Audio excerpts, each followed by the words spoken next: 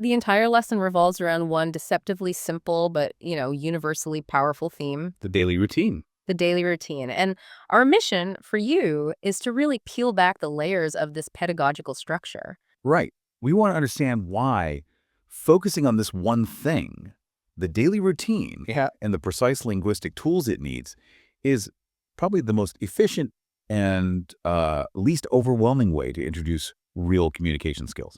Why does focusing on waking up, eating, sleeping, why does that become the cornerstone of language confidence? It's a great question. I mean, we all look for that high-yield shortcut, right? Whether it's learning a language or just mastering a new field for a meeting.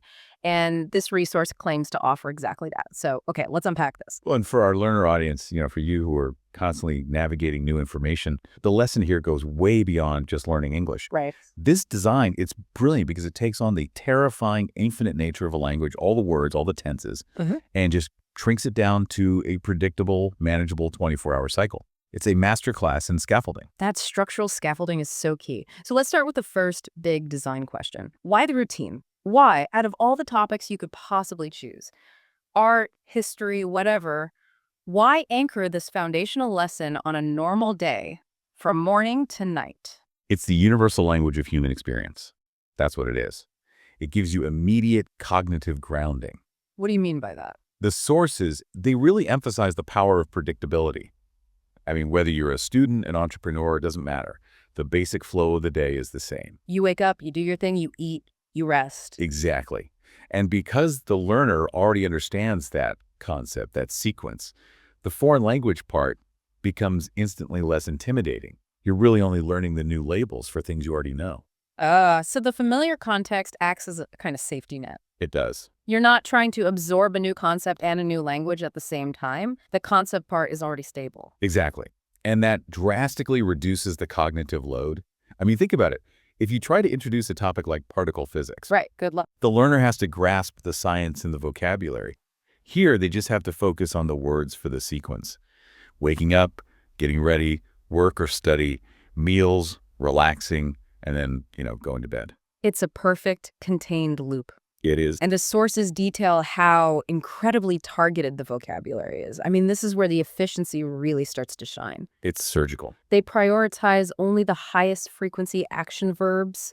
They list, 7 of them? Wake up, eat, go work, study, rest, and sleep. That level of reduction is, it's radical. It's like they've applied the 80-20 rule to beginner language. A minimum viable vocabulary. That's a great way to put it. These 7 verbs, they're not just common. They are functional. They're essential. You basically can't get through a 24-hour period without them. Okay, but I appreciate the efficiency. I really do. But doesn't that raise a challenge? Go on. If you only give the learner 7 verbs, are you not just setting them up to feel confident in a very structured lesson, only to, have them freeze up in a real conversation that needs a slightly different verb, like, say, commute or prepare? That is a fascinating and really important trade-off to analyze. And yes, the designers made a conscious choice to accept that limitation, at least initially. So it's deliberate. It's a very deliberate. The goal here isn't fluency, it's functionality, and crucially, it's confidence. Okay. They deliberately leave out the less common verbs because those extra words just create friction. They slow down that initial momentum. So the idea is that getting a few quick wins is more important than having a huge vocabulary right at the start. Precisely. The sources suggest that achieving that immediate low-stakes success with just 7 verbs, saying I work or I eat, that releases the dopamine you need to fuel the motivation to then go learn the next 20 verbs. So it's a strategic sacrifice. You're trading breadth for immediate depth of application, but only in that narrow field of your own habits. You are. That first moment of successful personal communication, that is the critical ingredient for long-term retention. If the learner can walk away and immediately narrate a huge chunk of their own day, then the resource has succeeded. It's moved language from being this abstract concept into a functional operating system for their life. And that leads us directly into the mechanics, the linguistics of it, because the content, the vocabulary, that's just the raw material. You need an engine to run it. And here's where it gets, for me, really interesting. The grammatical engine driving this whole lesson is the present simple tense. That feels like the defining structural choice. So why is that tense so foundational for teaching habits? Because the present simple tense is the tense of habit. That's what it's for. It describes actions that happen regularly, routinely, or are just always true. Which is exactly what a daily routine is. It is, and more importantly, it offers a structural simplicity that the sources say is the key to not overwhelming the beginner. Simplicity in this case, meaning you're deliberately avoiding complexity. Absolutely, but you just think about the alternatives for a second. If you had to start a learner with, say, the past perfect tense, Oh, wow. I had already woken up before the sun rose. right, they have to grapple with auxiliary verbs, participle forms, the timeline between two past events. Hmm. The cognitive demand is just huge. Whereas the present simple is It's basically subject plus verb. It's the lowest possible barrier to entry. that avoidance of cognitive friction. That must be what makes the structure feel so non-overwhelming. And this simplicity is reinforced by the clear, repetitive sentence patterns the resource uses. The sources mention specific templates, right? Like plug-and-play sentences. They do. Things like, I wake up at, or I go to work, and then that concluding pattern, at night I relax and sleep. Those are verbal templates. They're like mental scaffolding. Yes. They teach the rhythm of the language without forcing the learner to consciously rebuild the grammar rule every single time. You just swap out the details. And that repetition is a deliberate pedagogical choice. It moves the structure from conscious knowledge into, let's call it, automatic verbal muscle memory. So the learner isn't asking, is this grammatically correct? No, they're asking, what time did I do this? The focus shifts entirely to the message, which is a massive confidence booster. But let's introduce a little friction here because the present simple isn't completely without its challenges. Okay. By focusing so heavily on I, the beginner avoids that immediate hurdle of the third person singular, the whole S on the end of the verb. The S conjugation challenge, right? I eat versus he eats. Exactly. I eat is simple. He eats is a whole different rule for a beginner's brain to manage. So doesn't this approach just postpone a major linguistic headache? That is a very specific and very astute observation. And the answer is yes, it does. They are absolutely postponing it. And the sources support that. Implicitly, yes. Yeah. And why? Because the learner's personal story is almost always told using I. That's true. You rarely meet a stranger and immediately start talking about your friend's routine. You talk about your own. So by deferring that rule, which is a common source of error and anxiety, they ensure the learner gets that critical first win. Exactly. They establish the I structure as the baseline before they ever introduce the complexity of he or she.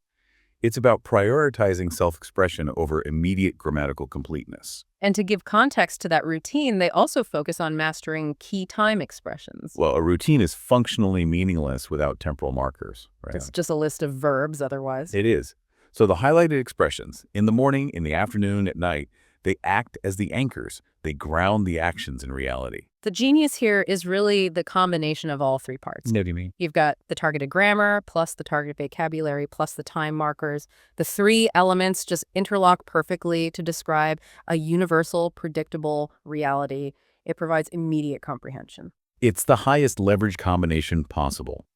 It's cognitive economy at work. They aren't trying to teach everything at once. They're teaching the absolute minimum required to construct a functional, relevant story about your own day. Okay, let's shift focus a bit now to the delivery itself, because the sources place a huge emphasis on the feel of the instruction. The vibe. Yeah, the vibe check. They describe it as a calm and easy experience, usually delivered through a monologue or a simple, unhurried conversation. And this is where the pedagogy meets psychology. They are actively managing what's called the learner's affective filter. Their emotional barrier to learning. Exactly. When a lesson is calm and slow, it reduces the perception of threat or stress. Learning anxiety is a known inhibitor of knowledge transfer, so by keeping the vibe calm and easy, they make the learner more receptive. It's tactical pedagogy. It's designed for maximum comfort, and the sources detail specific techniques to make sure the learner can pause and repeat without stress. What are those mechanisms? We see three key techniques cited: slow, clear pronunciation, short, discrete sentences, and repetition. Let's start with the slow pronunciation. That seems obvious, but why is it so essential beyond just basic comprehension? Well, slow, deliberate pronunciation is vital for what's called accurate phonemic mapping. The ability to hear and replicate the sounds correctly. If the speech is too fast, the learner just gets a garbled input that overwhelms their auditory processing. Slow speech ensures clear input, which leads to accurate output later. It's like quality control for the new knowledge stream. And short sentences keep the beginner from drowning in complexity. Absolutely. Short sentences are like discrete packets of information. They prevent that classic beginner frustration where you understand the first word, but by the time you process the grammar, you've forgotten the end of the sentence. Right. By keeping sentences short, say, I eat breakfast at 7 a.m., the whole unit can be held in your working memory long enough to be understood and repeated. And then there's repetition. The sources mention it constantly. Repetition, especially when it's linked to those short sentences and clear pronunciation, is a sophisticated application of memory science. So it's not just drilling. No, not at all. It's systematically placing the same structural information in front of the learner multiple times, but in a non-stressful context. This forces the information out of short-term memory and into that long-term automatic verbal center of the brain. I like to think of it like learning to drive a manual car. You start on flat ground, in second gear, going 5 miles an hour in an empty parking lot. Hmm, great analogy. You don't get thrown into rush hour traffic on a steep hill right away. The structured repetition is the empty parking lot. That's a perfect analogy. Yeah. And the synthesis of the overall goal here is absolutely clear. The resource explicitly aims to build confidence through the immediate application of everyday language. It encourages learners to think about their own routine, not some fictional characters, and practice describing it. And that direct link to their personal life is the real payoff. You're not just learning words, you're acquiring a tool that lets you articulate your own lived experience. It becomes yours. Exactly. Yeah. So if we connect this to the bigger picture, it validates the idea that true learning comes from application and self-relevance.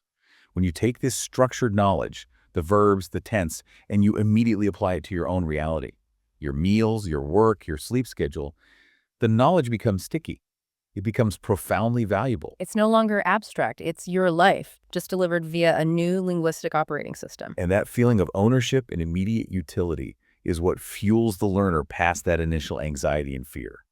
The instruction is fundamentally about validating your ability to communicate your own personal reality. So, to synthesize this whole deep dive into the blueprint, the sources really provide a masterclass in beginner education. They do. Effective instruction, whether it's language or coding or, finance, it requires that precise topic choice, the universal routine, And the targeted, simple grammar, the predictable present tense. and a delivery method that prioritizes a relaxed, comfortable way of internalizing these complex new structures. Right. Don't start with the obscure exceptions or the complex theory. Start with the I wake up at version of the subject. Yeah. Give the learner the minimum viable language or knowledge they need to narrate their own basic interaction with the topic. So what does this all mean for you, whether you're tackling a new language or just trying to get up to speed on a new subject area? Well, it means that the fastest route to real-life communication or functional knowledge, it starts with establishing simple, repeatable habits and predictable structural templates. We often think that intellectual rigor means starting at the most complicated point. But this blueprint shows that real intellectual economy comes from starting with radical simplicity and immediate self-relevance. The material shows us that focusing on describing what you do every day is the core of confidence. What stands out here is that by mastering the vocabulary and grammar of your personal habits first, you immediately create a functional foundation that supports everything else. It's the bedrock. So here's the final thought.